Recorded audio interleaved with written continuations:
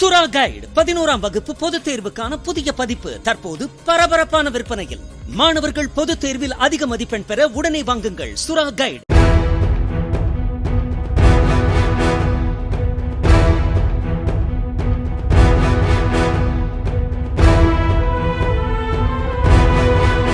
ஈரோடு மாவட்டம் பெருந்துறையை சேர்ந்த விவசாயி இளங்கோவனிடம் IAS அதிகாரி என்று கூறி அறிமுகமான சென்னை வில்லிவாக்கத்தை சேர்ந்த ஆனந்த் வைஷ்ணவ் என்பவர் சொத்து வழக்கை முடித்துத் தருவதாக கூறி 27 லட்சம் ரூபாயை பெற்று மோசடியில் ஈடுபட்டதாக கைது செய்யப்பட்டார். இளங்கோவனிடமிருந்து பல தவணைகளில் 27 லட்சம் ரூபாயை ஆனந்த் வைஷ்ணவ் பெற்ற நிலையில் வழக்கில் எந்த முன்னேற்றமும் இல்லாததால் கொடுத்த பணத்தை இளங்கோவன் திருப்பி கேட்டுள்ளார். ஆனால் ஆனந்த் வைஷ்ணவ் பணத்தை திருப்பி கொடுக்காததால் இளங்கோவன் மாவட்ட குற்றப்பிரிவு போலீசில் புகார் அளித்தார். விசாரணைக்கு பின்னர் போலி IAS அதிகாரி ஆனந்த் வைஷ்ணவை போலீசார் கைது செய்தனர்.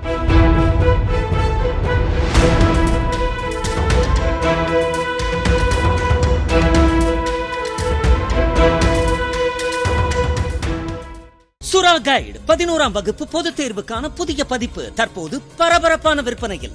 மாணவர்கள் பொதுத் தேர்வில் அதிக மதிப்பெண் பெற உடனே வாங்குங்கள் சுறா கைடு.